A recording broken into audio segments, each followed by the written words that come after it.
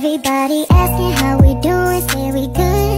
Don't need no one to tell me how to live just like they would. It ain't their business, but they in it, I don't know why. Revolved around my life after I found another. Hi guys! Ayan, panibagong araw, panibagong buhay, panibagong vlog tayo guys. So, ayan guys, alam niyo na kung nasaan ako. Siyempre, nasa kitchen tayo sa paborito nating place. So, ngayon guys, tayo ay magluluto ng beef ala mami. So, ginawan ko lang ng paraan to kung anong luto yung gagawin natin ngayon sa beef dahil paulit-ulit na lang yung ginagawa ko. Laham na, ano bang tawag doon sa Arabic? Yung kabsa, laham. So, ngayon ay gagawa tayo ng beef with broccoli and mushrooms. So, let's go! Ayan guys, kung bago ka pa lang sa aking YouTube channel, please subscribe and click the notification bell para updated po kayo sa mga video kong ipopost. And thank you so much sa mga sumusuporta sa aking YouTube channel. I love you all and God bless you all. So, tara guys, start na tayong magluto. Ito guys, ang ating ingredients. So, ito yung ating beef. So, 1/4 lang siya dahil tatlo lang naman kaming kumakain dito. So, ating broccoli and mushroom, onion, and cooking cream, black pepper, salt, and meron tayong red chili at oregano. So, ngayon, mag-start na tayong magluto. So, yun, painitin natin ang ating mantika. Mainit na yung ating mantika. Lagay na natin yung ating onion.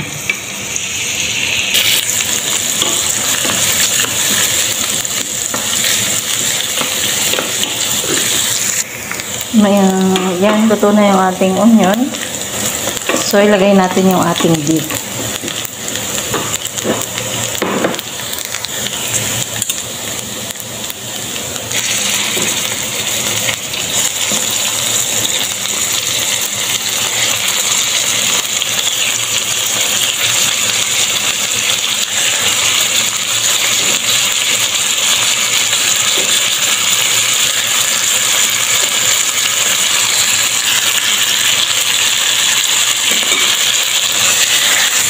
Gisa lang natin siya ng mabuti.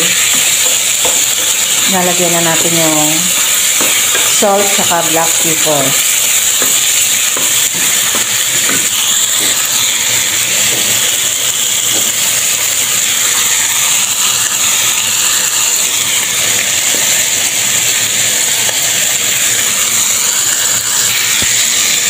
Nalagyan natin yung ating black pepper at salt. Ayan, haluin natin. Tapos lagyan natin siya ng tubig para maluto yung beef natin. Lutuin muna natin siya ng ilang minuto. So, ayan, linagyan natin ng tubig. So, hayaan natin siyang maluto dyan. Ito na yung ating beef.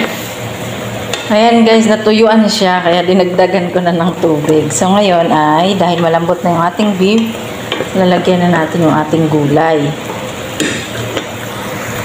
Ito na yung ating broccoli at mushroom. So, ilagay na natin siya.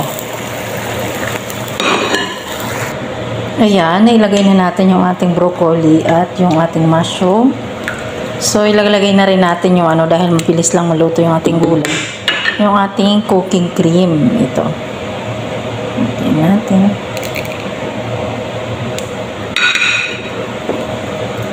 Tapos, lagyan na rin natin siya ng red chili powder at yung ating oregano.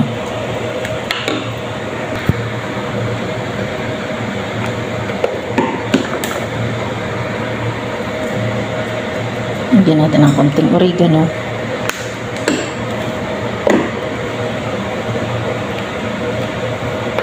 So, lutuin lang natin siya ng bahagya. Ayan na guys, luto na yung ating beef broccoli with mushroom. Ayan, ay kulong-kulo. So, mayroon siyang sabaw kasi yung aking alaga ay mahilig siya sa may sabaw. So, kailangan ko siyang lagyan. Dahil mag-aaway kami pag nagluto ko ng walang sabaw. So, yun. Ito na po. Thank you so much sa inyong panunood.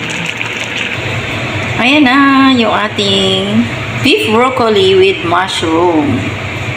So, dito sa kusina ng aking amo, kailangan kong mag-isip kung anong kakaibang mga lulutuin para araw-araw iba yung kanilang natitikman.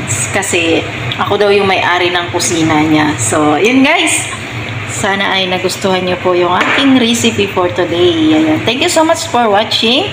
And God bless you all at mag-iingat po tayo. Ingatan po tayo ng Panginoong Diyos sa araw-araw na ating gawain. Ayan. Bye-bye!